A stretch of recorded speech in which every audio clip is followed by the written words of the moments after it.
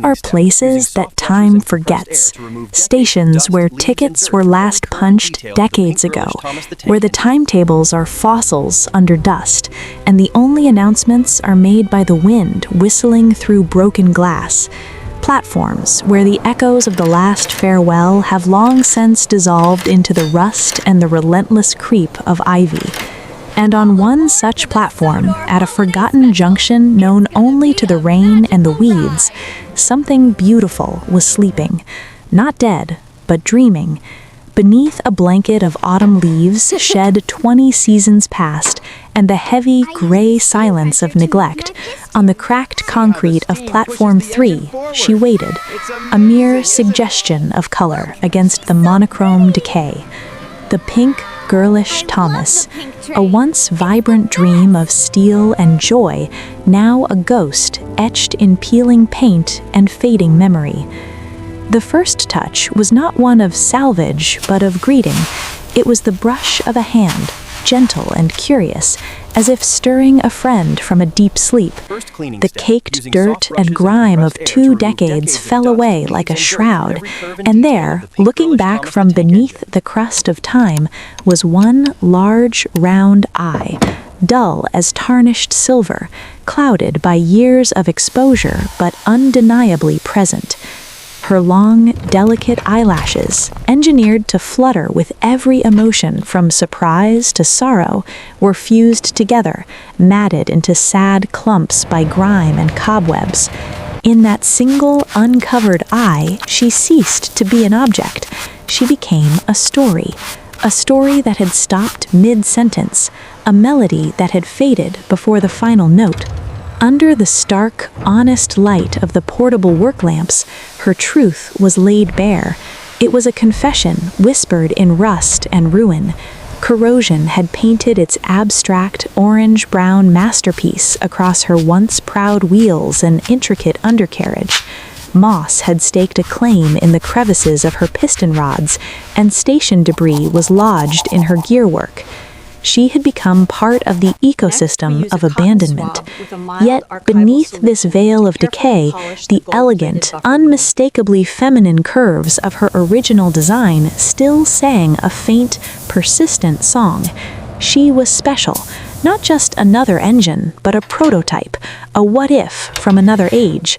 She was a promise that had been left behind, and she deserved a fate far better than to slowly dissolve back into the earth that held her. The restoration, therefore, began not with demolition, but with devotion. The initial cleaning was a whispered conversation. Soft, bristled brushes whispered over every contour, like archivists delicately cleaning an ancient manuscript. Compressed air hissed, lifting away the strata of dust without violence. With each careful pass, a patch of her true identity was revealed. Not a harsh pink, but a soft, blushing pink, the color of a spring dawn, of strawberry icing on a birthday cake. It was the color of the gentle, hopeful engine she was always meant to be. This process was a form of industrial archaeology. Every rusted bolt, frozen in a permanent scream, had to be coaxed, persuaded with penetrating oil and patience, never forced. Separating her battered body from her frail chassis was like carefully unbinding a precious, water-damaged book. We photographed, labeled, and cataloged every component. This wasn't merely repair work, it was translation. We were meticulously reading the tragic story of her decay, sentence by rusted sentence, to understand how to faithfully rewrite the story of her return. Her oldest adversary was the rust, a cancer of neglect. We confronted it with quiet science, applying an eco-friendly converter that performed a kind of alchemy, transforming the destructive, flaking red oxide into a stable, paintable black primer. It was a ceasefire with corrosion. Her frame, subtly bent and buckled by years of uneven stress and gravity's patience, was meticulously persuaded back to its original, graceful lines. The goal wasn't just straight metal, it was anatomical correctness, true to the long-forgotten designer's vision of a strong yet graceful feminine form. Her wheels, each one pitted with deep, rust-scarred craters, found their voice again on the portable lathe.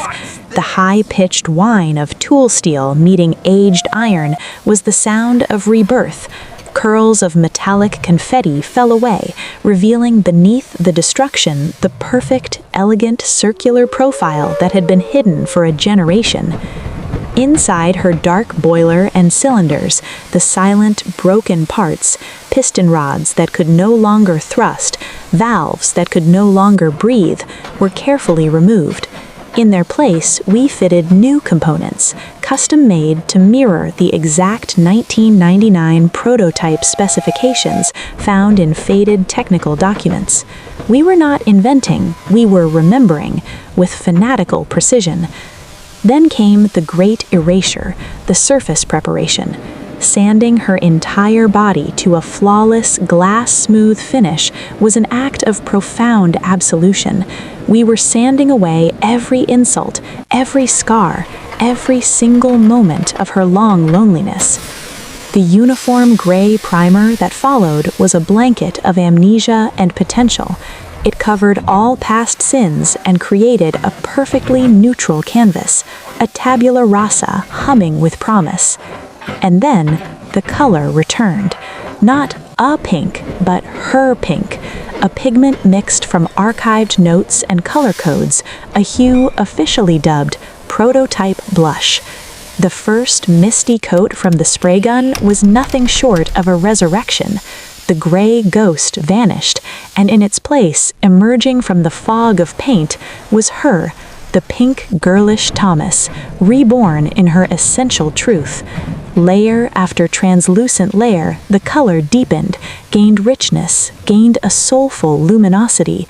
It became a pink that didn't just sit on the surface, but glowed from within. Yet the true soul of such an engine lives in its face. Her glass eyes, clouded over like the windows of the very station she was found in, were meticulously polished back to optical clarity. Then, with a brush so fine its hairs were nearly invisible, new life was painted into her gaze. Warm, intelligent brown irises took form, dot by meticulous dot. A gentle gaze was restored, and finally, the most delicate operation of all, one by one, with the steadiness of a surgeon and the patience of a jeweler, each new, long, delicate eyelash was affixed. This transcended mechanics. This was haute couture. It was the meticulous restoration of her personality, her ability to communicate a world of feeling without a single spoken word. The final details were love letters written in paint and decal. The fine crimson lining was hand-painted along her sweeping curves, a precise scarlet thread that defined her elegant silhouette against the world. The delicate floral decals, the unique prototype number 0XP-1999, were applied using the traditional waterslide method, each one a precious stamp on her passport back to existence. Finally, multiple layers of crystal-clear automotive coat were applied, a liquid diamond shield that sealed our solemn vow to protect this beauty from time's touch for the next half-century. Reassembly was a silent, reverent ceremony. Each beautifully restored component found its lifelong partner with a satisfying click or a soft thud. The moment her glorious pink body was lowered onto her strong, straight, and true chassis was a homecoming. Her gleaming, perfectly circular wheels were mounted onto their axles, spinning with a silent, frictionless grace that was its own kind of triumph. All the final jewelry of a working steam engine, the buffers, the pipes, the whistle, the lamp, were fastened. With the turn of the final bolt, she was no longer a collection of parts. She was whole, complete, a single, breathing entity once more. The first polish was an unveiling. The rich carnauba wax did not just add shine, it unlocked a depth and warmth in the pink paint that you could almost fall into. Then came the true moment of truth, the spark of reanimation. Pure, distilled water filled her dry boiler. A small, respectful fire was lit in her cold firebox, and for the first time in 20 years, the needle on her pressure gauge trembled, hesitated, and began its steady, confident climb. This was not just mechanics, this was the return of a pulse. Life, in its most fundamental steam-powered form, was flowing back into her veins. A gentle, encouraging nudge on her regulator, and she moved. Her wheels turned on the temporary test track without a screech, without a groan. The motion was smooth, silent, and obedient. Then the sound. Chuff, chuff, chuff. A puff of pure white steam, then a rhythmic cadence. The sound echoed off the crumbling brick walls of the old station, a sound those walls had not heard since childhood. It was the sound of a heart,